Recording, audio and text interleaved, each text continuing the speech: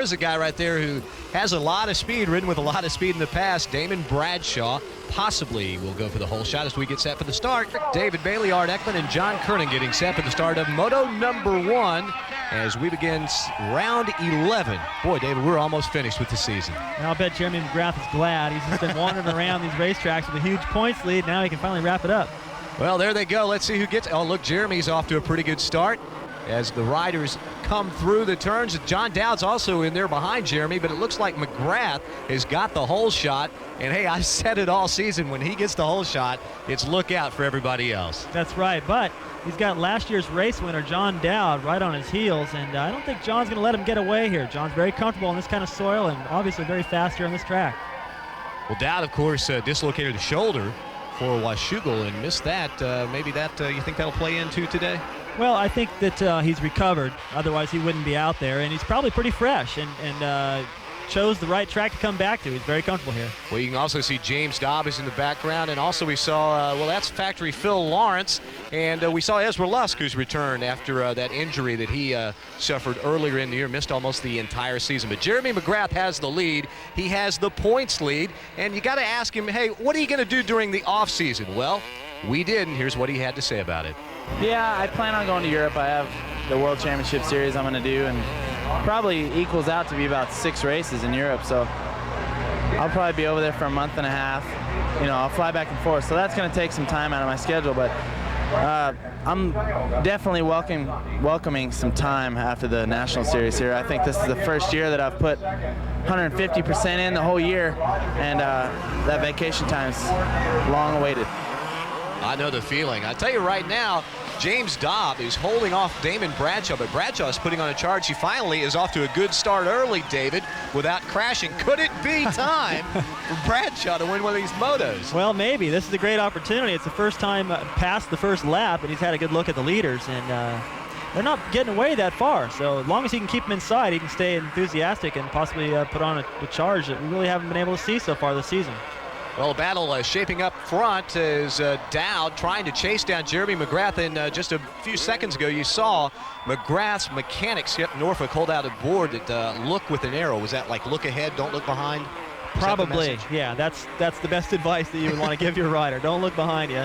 You tend to kind of draw yourself back to whoever's challenging, and you start riding defensive. And when you do that, you can't really get away. And right here, Jeremy, although Dowd's still pretty close, this is about the most breathing room I've seen him have so far. So maybe this is the beginning of something that Jeremy's going to be very comfortable with. Well, there's been 20 motos so far in the 1995 season. McGrath has won 8 of those motos. That's pretty impressive.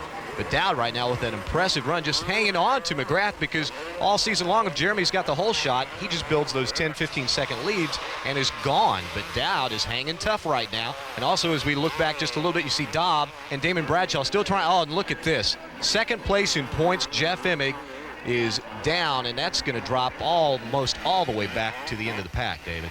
Well, it's not quite that far back, but yeah, he's going to lose a lot of positions. And right here, Bradshaw makes the pass on James Dobb. Nice move. That's one of the sections of the racetrack where it's very rocky into a little off-camber corner. Bradshaw chose a much faster line and seems to be running a faster pace. Now he's got a little ways to go to catch up to the leaders, though. Now you can see all those rocks out there. How much more difficult does that make it to set up the suspension correctly? Well, the rocks doesn't really have that much to do with the suspension. Tire choice, I think, would be more of an issue there. But choosing different lines, you can see how rough and choppy it is. That does play a part in the suspension. And I think you would probably want to set it up pretty much the same as what these guys ran at Unadilla. Just go back and ask the suspension guys, hey, what did I have there? And start with that. Pulled out the little black book from that event, huh? Well, now this is a great battle for third place, but look, as Dobb gets a little sideways coming out of that turn, and Bradshaw pulls away, but Bradshaw slows way up to get into that corner, and he loses that advantage. It's one bike length. This is some great racing. Well, Dobb makes a little mistake in that corner. You see how important the line choice is. You make up a lot of time in one section, and then you just don't hit the rut quite right, and you lose a lot of ground. So it's a long moto, and these guys at this point in the race are still settling into what has happened to the racetrack since the last time they saw it in practice, and it'll take them a lap or two to get adjusted. The guys that can do that quickly are the ones that have a huge advantage in the beginning of the race. Well, now look at Bradshaw is pulling away just a little bit as he has taken over the 3rd spot, but Jeremy McGrath is atop the leaderboard as you take a look at our Suzuki Field Summary. Pick out your favorite rider in the top 10. We will be right back at Binghamton after this. As we rejoin the action at Binghamton, New York, Jeff Emig, 2nd place in points, pulls over. You saw he dumped the bike just a little bit ago, and David, where are they working? What are they working on? I don't know. Oh, it looks like they're just twisting the front end a little bit. When he went down, you twist the front end, and the forks get twisted in the triple clamps, and the wheels going one way, the handlebars are going the other. So anybody that's ever ridden a bicycle knows how that feels. Try to ride straight. He can go faster the rest of the race with that straightened out, having lost a little bit of time. Well, he's lost quite a few positions out there on the circuit, but he's still got some time to make it up and maybe salvage a top 10 out of this. Art Ekman is down in his pits. Let's check in with him. What happened to Jeff, and does he have a bike that's capable of picking up a few positions? Yeah, I think the bike's fine now. I guess he hit a tree from what I understand, and the bike was pretty bent up. He twisted the throttle around to where the front brake wouldn't work. We've got that fixed. I think all that's wrong now is the front end's a little bent, so I don't know. He's so far back, I don't think he can do much good in the overall moto, and he can maybe just work up. I think he's out of the top 10. Maybe he can work into that, but it's still a fair bit of time, and I know I'd hate to see Jeremy win it now, that's for sure. Well, of course, if Jeremy leaves here with only one event left with a 51-point edge, it's all over. So Jeremy could clinch it today. Well, he could just take his vacation now. He said he needed one. That'd be probably nice to have to go to that last race just on vacation. I don't think John Dowd's going to give him a vacation, though, at this first moto. Although McGrath, the lead is somewhat stabilized as Dowd is still trying to chase him down, but he's just not picking up any of the distance. And you see the fans, more than 11,000 are on hand to watch this event. They're cheering them on. You don't know if they're cheering for Dowd or McGrath. And speaking of Jeremy, Art Ekman is with his mechanic, Skip Norfolk. Well, Skip, definitely a good break to see Emig go down like that, even though I know that Jeremy's out front battling. That change in shock during practice must have really been the right move. Well, yeah, actually, we made a change. I wasn't sure about a few things. We went back to some notes and looked things over and found out that I made a mistake. I thought it was something else, so we went back to our original race shock on the 2nd practice and made some fine-tuned adjustments after that, and yeah, it really seems to be working good. And you hate to see Jeff have a problem like that. We were looking for a good race here, but that's racing, and you got to take them when you can. Well, that's awfully nice of you, Skip. I know that, yeah, he would like to see a good, fair, and square race, but you can't tell me in the back of Skip's mind he's not just a little bit glad to see Emig stuck back in the pack. Well, he's got to be pretty happy right now because McGrath, whose rider, has pulled out to about a 4-second lead over 2nd place John Dowd. We'll get a look at the top 5 here, and there's Mike Kudrowski coming along about 5th, almost 18 seconds behind the leader. Well, Dowd is pushing McGrath pretty hard, and McGrath is holding his own. They're moving pretty quick. They've opened up a pretty good lead over Bradshaw, who's still riding pretty aggressive in 3rd place, but it's pretty spread out after the top 2 guys. Well, there's Mike Kudrowski. A lot of interest on what's going to happen with him next year. A lot of people talking retirement. And, you know, he's been around for a while, 26, 27 years old, has a championship. You got to wonder what more he's got left to prove. Well, I don't think that much. He's got 4 championships and 1 in each class. He's never been able to win a Supercross, but, you know, you can't win them all. I never won a 125 title, so there. Did you ever race 125s seriously, though? No, I think I was pretty much a heavyweight. Honda considered me as one of the guys that could win a Supercross title or a 250 or a 500 title. So once I was in those classes, it was kind of foolish for them to sort of bring me back into the 125s. And Johnny O'Mara was taking care of that class while I was in full swing. So we had all the bases covered. Yeah, you're not kidding. You had it covered. Right now, Kudrowski is riding along in 5th. He's trying to chase down James Dobb and Damon Bradshaw, who's off to a great start, and Art Ekman has more on that. Well, Bob, it was evident in practice that Mr. Bradshaw was going to put on a fine performance here today. Yeah, ever since press day, he's been pretty much on kill. He's feeling really good, and his speed's been really high, so. I understand he went out and worked out with Bob Hanna during the off week? Yeah, he spent the week up in Idaho with Bob, riding bicycles and riding a little motorcycle here and there, so he's feeling really good. Working out with Hanna, we know he's serious how to finish up. Yeah. Well, I think that was a good decision by whoever's idea it was. You know, the reason Damon retired is because he wasn't having any fun. And so far this season, we've talked about the fact that he's been just involved in all these pile-ups and had bad starts and a lot of bad luck. So you can bet that Hannah put a lot of fun back in his program, and it's showing right now.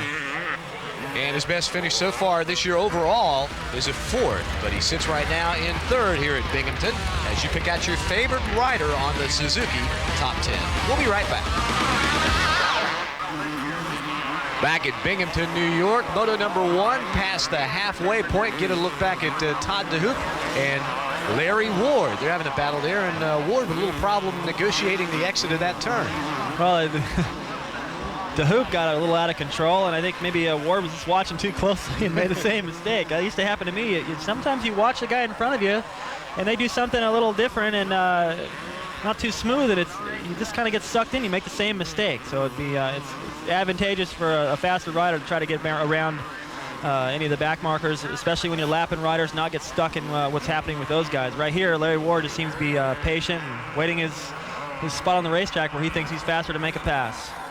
Well, Kyle Lewis is looking to make a pass, but first he has to catch Phil Lawrence, who's holding down the 6th spot. Once again, the top privateer. And, you know, David, Phil has made a living this year off of that $500 that Camel Skull provide to the highest finishing privateer.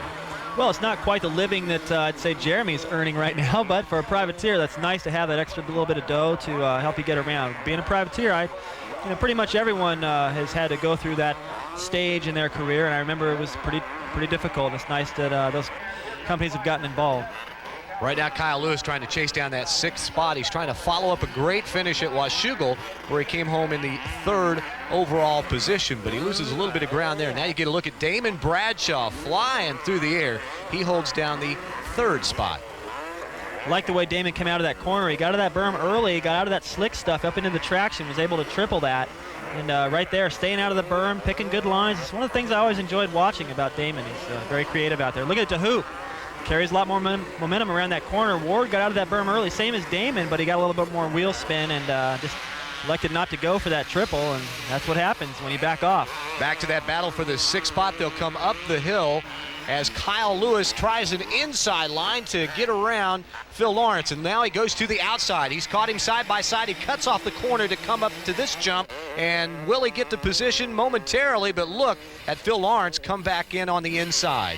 Well, Lawrence just got aggressive right there, coming to that corner. He controlled the inside, and Lewis knew it, so he was wise to back off there and let him have it. But Lewis appears to be running a little bit faster pace in certain sections of the racetrack, and having to get real creative with his line choice. But you can see all the rocks and everything flying. If you follow that, you can't even see where you're going. It's just nailing you. It hurts, besides the fact you can't see. So you almost have to take different lines. Do you wear a chest protector here?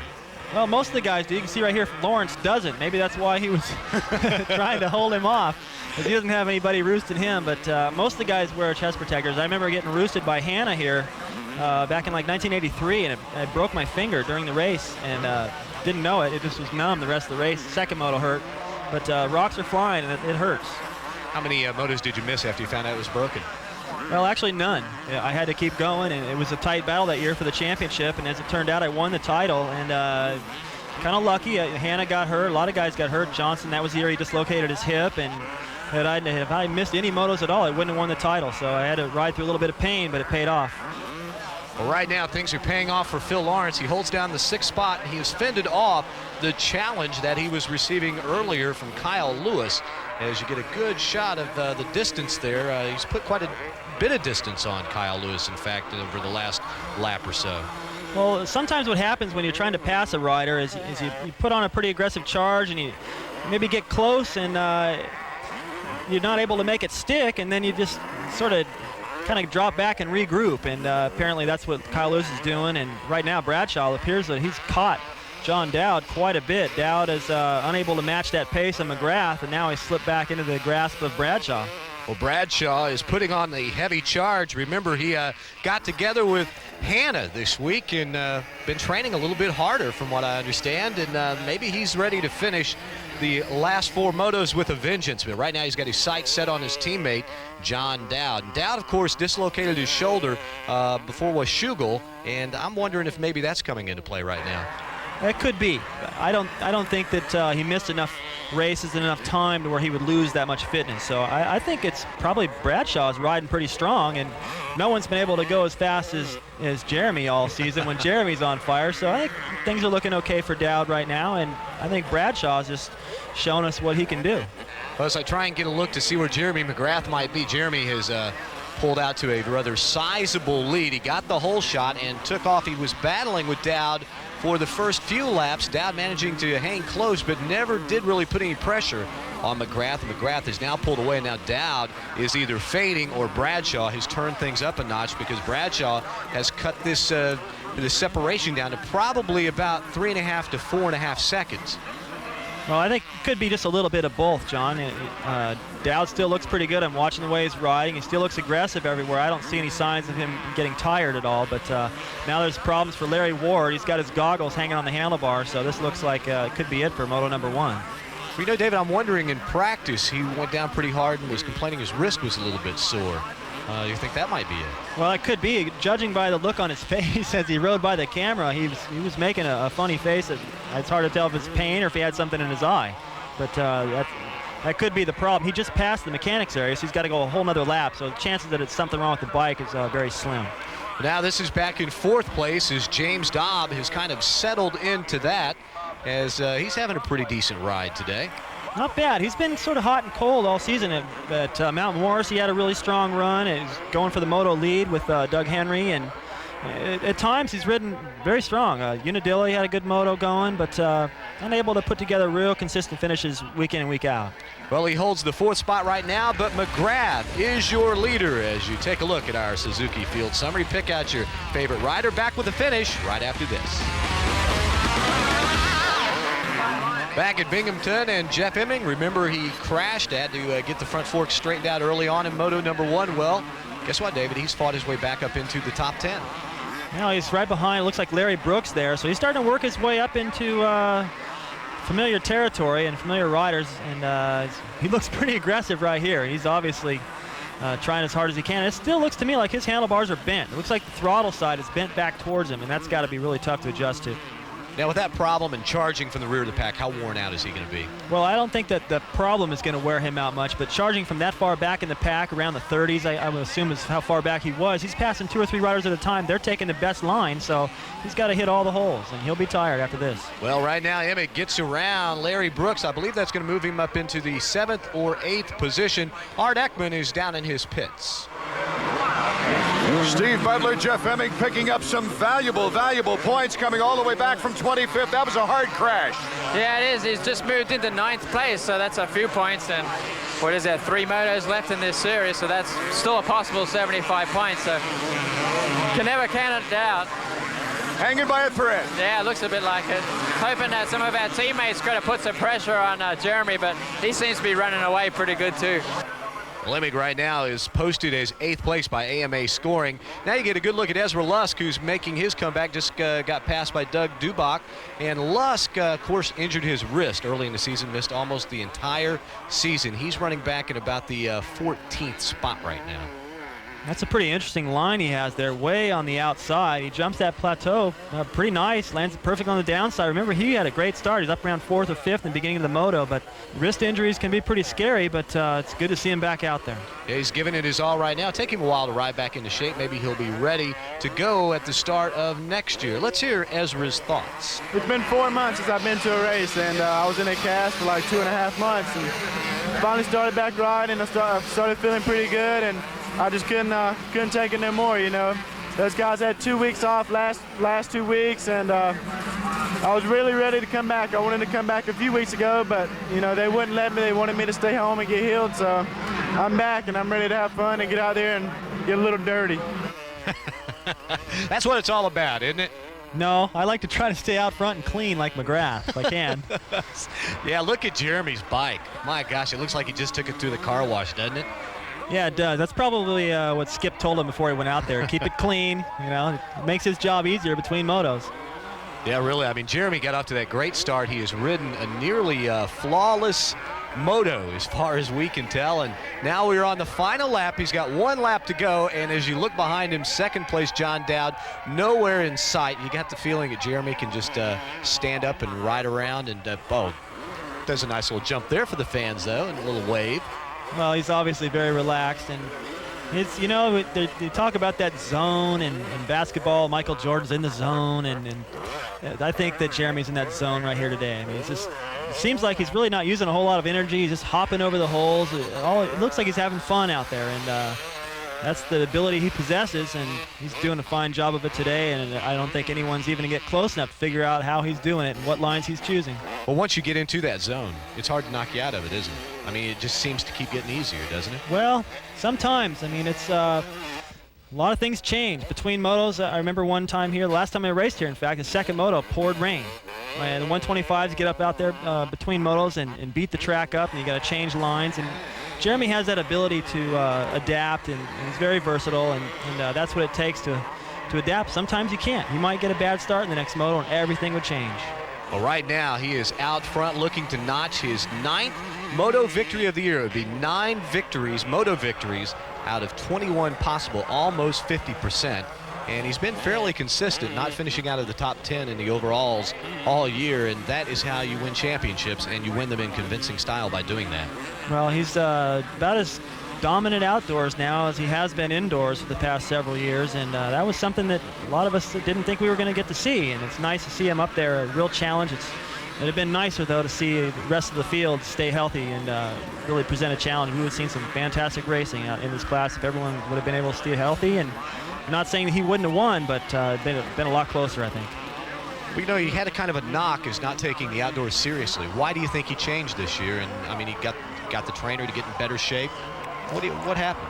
Well, I think Jeremy likes to win, and I don't think he'll be able to sign a contract for just Supercross only, so he's going to have to go out there and ride outdoors, and it's embarrassing to go out there and get 4th and 5th and to be leading races and to get passed, kind of like he did last year occasionally. And this year he just wanted to settle the score and prove to people and to himself that he could do it outdoors just like he did indoors.